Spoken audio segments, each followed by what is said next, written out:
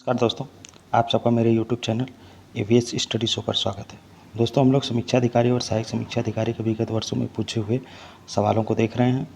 तो उसी श्रृंखला में आज हम देख रहे हैं मौर्योत्तर काल से आए हुए सवालों को।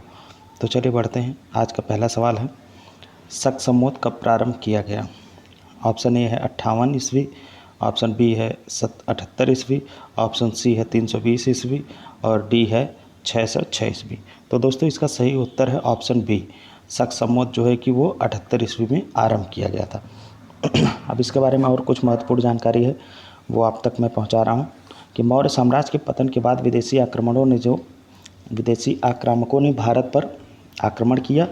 जब मौर्य साम्राज्य कमज़ोर होने लगता है और उसका पतन हो जाता है तो कुछ विदेशी आक्रामक जो थे वो भारत पर आक्रमण करते हैं, जिनमें पहले थे आपके हिंद यवन। इनका क्रम भी पूछा जाता है कि कौन से मौर्य साम्राज्य के पतन के बाद कौन से क्रमशः कौन से विदेशी ताकतों ने जो है कि भारत पर आक्रमण किया था या शासन किया था। तो पहले हिंद यवन, दूसरे शक या इन्हें सिथियन भी कहा जाता है, तीसरे पहलव थे और चौथे थे कुषाण। तो हमने आपको बताया कि मौर्य साम्राज्य का जब पतन हो जाता है तो मौर्य भारत में कुछ विदेशी ताकतें शासन करती हैं, जिनमें सबसे पहले क्रम पे आते हैं हिंद यवन, दूसरे पे शक या सिथियन, तीसरे नंबर पे हैं पहला और चौथे नंबर पर हैं कुषाण। दोस्तों, इनमें से जो शक शासक थे इन्हीं ही जो कि शक शासकों ने ही शक संवत का प्रारंभ किया था। तो अब आप जान जाइए कि देखिए कि जैन ग्रंथों के अनुसार विक्रमादित्य जो कि 57 ईसा पूर्व के उत्तराधिकारी को 135 विक्रम संवत में शकों ने पराजित कर दिया। जैन ग्रंथों में ये विवरण मिलता है कि विक्रमादित्य 57 ईसा पूर्व के उत्तराधिकारी को 135 विक्रम संवत में शकों ने जो है कि पराजित कर दिया और इसी उपलक्ष्य में जो है कि शकों ने शक संवत चलाया था। तो इस प्रकार जो इसकी प्रारंभिक तिथि मानी जाती है वो मानी जाती है 135 में से जब हम 57 घटा देते हैं तो ये 78 ईस्वी शक संवत की प्रारंभिक तिथि मानी जाती है।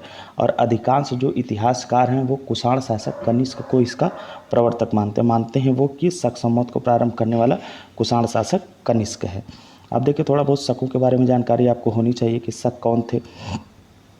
तो दोस्तों, शकों के बारे में जानकारी जो मिलती है वो मिलती है रामायण से, महाभारत से, हर्षचरित से और राजशेखर के जो काव्य मीमांस हैं उनसे, और विशाख दत्त का जो नाटक है देवी चंद्रगुप्तम, इससे। तो शकों के बारे में कौन कौन से साहित्यिक स्रोत हैं जहाँ से इनके बारे में जानकारी मिलती है? रामायण, महाभारत, हर्षचरित और राजशेखर के काव्य मीमांसा और विशाख दत्त का नाटक देवी चंद्रगुप्तम, इन्हीं के द्वारा जो है कि शकों के बारे में जानकारी मिलती है। और इनके अलावा जो चीनियों के कुछ ग्रंथ हैं उनसे भी जो है कि शकों के बारे में जानकारी मिलती है। भारतीय ग्रंथों में इन्हें शक या सिथियन कहा गया है, जबकि जो चीनी ग्रंथ हैं जिनसे इनके बारे में जानकारी मिलती है वे हैं शेईवांग। तो चीनी ग्रंथों में इन्हें क्या कहा गया है? शकों को शेईवांग कहा गया है। और मोएज पहला शासक था जो कि मोएज पहला शक शासक था जो कि भारत पर आक्रमण किया था। और शकों द्वारा जो स्थान जीते जाते थे उन्हें क्षत्रप कहा जाता, जीते गए राज्यों को क्षत्रपी कहा जाता था, और जो शासक होते थे जो जीत जाते थे उन्हें क्षत्रप कहा जाता था। तो इतना आपको जो है कि शकों के बारे में जानकारी जरूरी थी। दोस्तों, शकों का एक राजा था जिसका नाम था रुद्रदामन, जो शक शासकों में सबसे ज़्यादा प्रतापी था। और इसके बारे में जो जानकारी मिलती है वो मिलती है जूनागढ़ के अभिलेख से। तो यहाँ से बहुत सवाल बनता है शक शासक रुद्रदामन के जूनागढ़ अभिलेख से जोड़ करके। तो इसमें देखिए क्या जिक्र है रुद्रदामन के जूनागढ़ अभिलेख में। रुद्रदामन की वंशावली, उसके विजय, उसके शासन और उसके व्यक्तित्व पर सुंदर प्रकाश डाला गया है। और इस जूनागढ़ अभिलेख का जो उद्देश्य है वो ये है कि सुदर्शन झील के बांध के पुनर्निर्माण का विवरण सुरक्षित रखना। इसने अपने राज्यपाल के माध्यम से सुदर्शन झील का निर्माण करवाया था। तो सुदर्शन झील के बांध का जो विवरण था उसे जो है कि सुरक्षित रखना इस जूनागढ़ अभिलेख का जो है कि मुख्य उद्देश्य था। रुद्रदामन का जो जूनागढ़ अभिलेख है ये गुजरात में है, गिरनार पर्वत से प्राप्त हुआ है। और इसमें जो लिपि का प्रयोग हुआ वो है ब्राह्मी लिपि और संस्कृत भाषा में यहाँ पे इसमें विवरण मिलता है, जो भी विवरण दिया गया है। और अब तक यह संस्कृत भाषा में जितने अभिलेख प्राप्त हुए हैं उन अभिलेखों में रुद्रदामन का जूनागढ़ अभिलेख सबसे प्राचीन अभिलेख माना गया है। और संस्कृत काव्य शैली का प्राचीनतम रूप का जो है कि नमूना इसी में प्राप्त होता है। तो इतना आपको जो है कि इस एक सवाल से संबंधित जानकारी मिली। अब देखते हैं क्वेश्चन नंबर 2 की तरफ बढ़ते हैं। क्वेश्चन नंबर 2 पूछा गया है कि विक्रम एवं शक संवतों में कितना अंतर वर्षों में है? 57, 78, 135, 320। देखिए, आपको मालूम है अभी पिछले सवाल में हमने कराया कि शक संवत जो होता है वो 78 ईस्वी से स्टार्ट माना जाता है। कब से? 78 ईस्वी से शक संवत स्टार्ट माना जाता है। और 57 जो है कि ये विक्रम संवत माना जाता है। 57 ईसा पूर्व जो कि माना जाता है कि विक्रम संवत की प्रारंभिक तिथि, प्रारंभ वर्ष। और शक संवत कब माना जाता है? 78। तो प्रश्न में पूछा है कि इन दोनों में कितना अंतर है। तो इसको अगर आज के वर्ष से अगर हम जोड़ के देखेंगे तो जैसे आज 2024 सन चल रहा है 2024, और इसमें जब हम 57 साल जोड़ देंगे तो वो आपका प्राप्त हो जाएगा विक्रम संवत।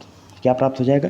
विक्रम संवत। तो जैसे 2024 में जब हम 57 वर्ष जोड़ेंगे तो ये हो जाएगा 2081।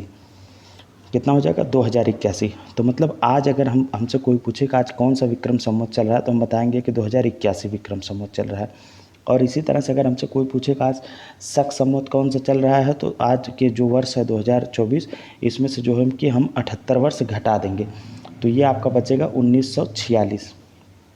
2024 में से जब हम 78 घटाएंगे तो ये आएगा आपका 1946। तो इस तरह से 2081 में से जब हम 1946 को घटाएंगे तो ये अंतर निकल के आएगा 135 वर्ष। तो इसका सही उत्तर क्या हो जाएगा? इस सवाल का सही उत्तर हो जाएगा आपका, इसका सही उत्तर हो जाएगा 135 वर्ष। मतलब कि शक संवत और विक्रम संवत के बीच का जो अंतर है वो है 135 वर्ष। चलिए अब बढ़ते हैं अगले सवाल की तरफ। क्वेश्चन नंबर 3 है, निम्न में से किस वंश के साम्राज्य की सीमाएं भारत के बाहर तक फैली थी? तो इसमें देखिए एक से अधिक विकल्प है। मौर्य वंश की सीमा भी भारत के बाहर फैली हुई थी। आप देखे ही होंगे कि अपने धर्म के प्रचार के लिए मौर्य शासक अशोक ने कहाँ कहाँ पे अपने जो है कि लोगों को भेजे थे और उनकी सीमाएं कहाँ तक फैली हुई थी। और कुषाण वंश का भी जो शासन था ये भी जो है कि भारत के बाहर तक मिलता है। तो इसमें ऑप्शन बी और सी दोनों हो जाएगा। तो उम्मीद करता हूँ कि ये सवाल उस समय हम जहाँ तक हमें लग रहा है कि ये हटा दिया रहा होगा जान से बाहर। मौर्य साम्राज्य की जो सीमा थी, मौर्य साम्राज्य की सीमा अफ़गानिस्तान के पूर्वी हिस्से को शामिल करते हुए हिंदुकुश पर्वत तक फैली थी। और कुषाण वंश की जो सीमा थी, कुषाण वंश की सीमा जो है आपकी ये उत्तर में चीन के तूर्फान एवं कश्मीर से लेकर दक्षिण में विंध्य पर्वत तक, पश्चिम में उत्तरी अफ़गानिस्तान से लेकर के पूर्व में पूर्वी उत्तर प्रदेश एवं बिहार तक विस्तृत थी। तो इस तरह से हम लोगों ने देखा कि ये जो विकल्प दिए हुए हैं गुप्त वंश, मौर्य वंश, कुषाण वंश, इनमें से जो है कि मौर्य वंश और कुषाण वंश इन दोनों की सीमाएं जो है कि भारत के वर्तमान जो भारत की सीमा है, नक्शा है, उसके बाहर तक फैली हुई थी।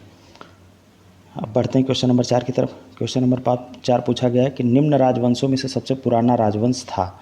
तो इसमें अगर आप देखेंगे तो इसमें आपको सबसे पुराना राजवंश है सातवाहन वंश। सातवाहन राजवंश जो है कि सबसे पुराना राजवंश है। अब देखिए चालुक्य वंश कब से कब तक था?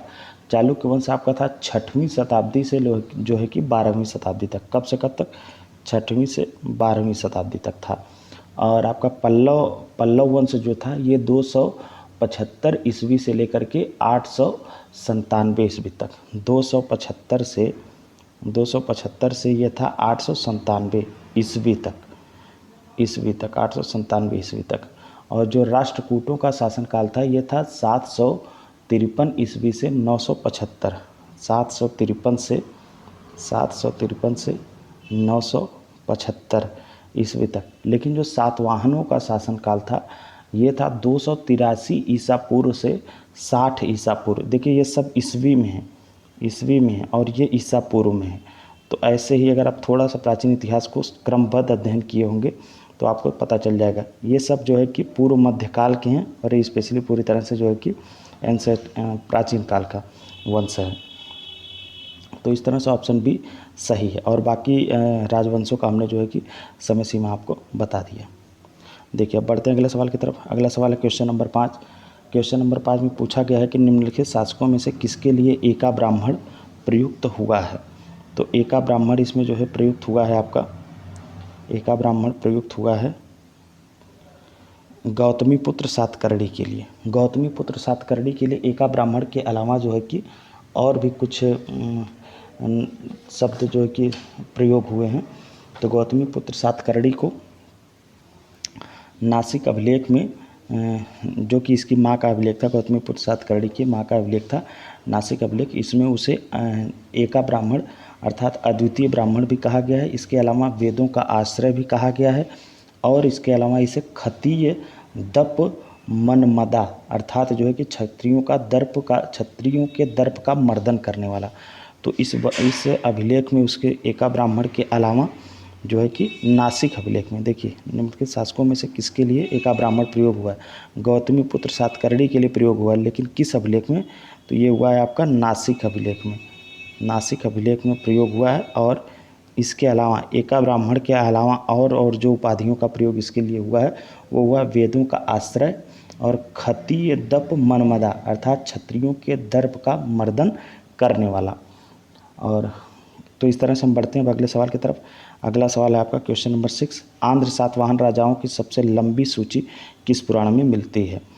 आंध्र सातवाहन राजाओं की सबसे लंबी सूची मिलती है आपकी जो है कि वायु पुराण में, वायु पुराण में नहीं मिलती है, मत्स्य पुराण में मिलती है। आंध्र सातवाहन राजाओं की सबसे लंबी जो सूची मिलती है वो मिलती है मत्स्य पुराण में। पुराणों में कुल जो है कि 30 या 31 सातवाहन राजाओं के नाम मिलते हैं। कितने? 30 या 31, कहीं कहीं 30 कहीं कहीं 31 राजाओं के जो है कि नाम मिलते हैं, जिनमें सबसे लंबी नामों की सूची जो है कि मत्स्य पुराण में मिलती है। सबसे लंबी नाम की सूची जो मिलती है वो मिलती है मत्स्य पुराण में। मत्स्य पुराण में किसमें? मत्स्य पुराण में। किसकी? सातवाहन राजाओं की नाम की सूची। चलिए बढ़ते हैं क्वेश्चन नंबर 7 की तरफ। क्वेश्चन नंबर 7 देखिए कथन कारण वाला पूछा है, काफ़ी टेक्निकल पूछा है सवाल। क्वेश्चन नंबर 7 इसमें कहा गया है कि सातवाहन, देखिए पूछा, इसमें दिया गया है कि अभिकथन ए दूसरा कारण आर कहा गया है। अब देखिए अभिकथन में क्या कह रहा है कि सातवाहन काल में संस्कृत के साथ प्राकृत व अन्य लोक भाषाओं का विकास हुआ। कह रहा है कि सातवाहन काल में संस्कृत के साथ साथ प्राकृत व अन्य लोक भाषाओं का विकास हुआ। और कारण बता रहा है कि सातवाहन राजाओं ने साहित्य रचना के लिए संस्कृत तथा अन्य लोक भाषाओं को अपनाया। क्या सातवाहन राजाओं ने जो है कि साहित्य की रचना के लिए संस्कृत के साथ साथ अन्य लोक भाषाओं को अपनाया, इसलिए जो है कि संस्कृत के साथ साथ प्राकृतिक व अन्य भाषाओं का विकास हुआ है? तो सही बात है, ये कथन और कारण दोनों एक दूसरे की पुष्टि कर रहे हैं। तो ये आपका कथन सही, ऑप्शन ए सही हो जाएगा। देखिए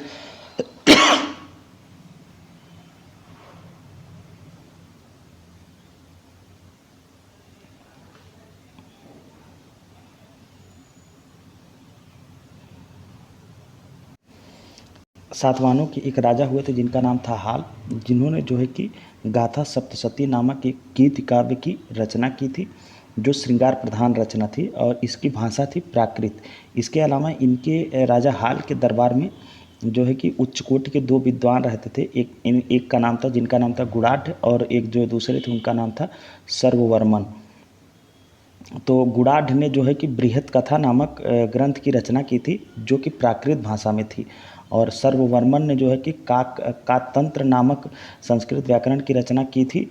और कन्हेरी के, तो इस तरह से हम लोगों ने देखा कि गुणाढ़ जो है कि हाल गाथा सप्तशती नामक जो गीत काव्य की रचना करते हैं वो प्राकृत भाषा में है, और गुणाढ़ और सर्ववर्मन जो इनके दरबार में 2 विद्वान रहते हैं, जिसमें से गुणाढ़ जो है ये बृहत कथा नामक रचना करते हैं, बृहत कथा नामक रचना करते हैं जो कि प्राकृत भाषा में है, और सर्ववर्मन जो है कि कातंत्र नामक रचना करते हैं जो कि संस्कृत का एक व्याकरण है, संस्कृत व्याकरण की रचना है ये। और कन्हेरी के एक अभिलेख से ज्ञात होता है कि सातवाहन रानी संस्कृत का प्रयोग करती थी। सातवाहन रानी जो थी वो संस्कृत का प्रयोग करती थी। तो इस तरह से हमने देखा कि सातवाहन युग में संस्कृत एवं प्राकृत भाषाओं का विकास हुआ तथा सातवाहन राजाओं ने साहित्य रचना के लिए संस्कृत के साथ साथ अन्य लोक भाषाओं को जो है कि अपनाया। तो इस तरह से हम लोग देखेंगे कि इसका उत्तर का ऑप्शन ए जो है कि सही हो जाएगा। अब बढ़ते हैं क्वेश्चन नंबर 8 की तरफ। क्वेश्चन नंबर 8 में पूछा है कि निम्नलिखित नगरों में से किसका उल्लेख कनिष्क के रबतक अभिलेख में जो है कि नहीं मिलता है। तो कनिष्क के रबतक अभिलेख में जिन 4 शहरों का उल्लेख है वो है आपके साकेत, कौशाम्बी, पाटलिपुत्र और चंपा। कौन कौन? साकेत, कौशाम्बी, पाटलिपुत्र और चंपा। तो साकेत की जगह पर श्रावस्ती दे दिया, तो यही आपका नहीं होगा। पूछा कि अभिलेख में नहीं है। कनिष्क के रबतक अभिलेख में किसका उल्लेख नहीं है? कनिष्क के रबतक उल्लेख में 4 क्षेत्रों का या 4 जो है कि राज्यों का उल्लेख है, जिनमें साकेत मिलता है, कौशाम्बी मिलता है, पाटलिपुत्र और चंपा। और इस तरह से जो है कि श्रावस्ती का उल्लेख नहीं है। तो ऑप्शन ए ही प्रश्न के अनुसार सही हो जाएगा। अब बढ़ते हैं क्वेश्चन नंबर 9 की तरफ। क्वेश्चन नंबर 9 में दिया है सूची 1 को सूची 2 से मिलाइए। देखिए एक तरफ राजाओं का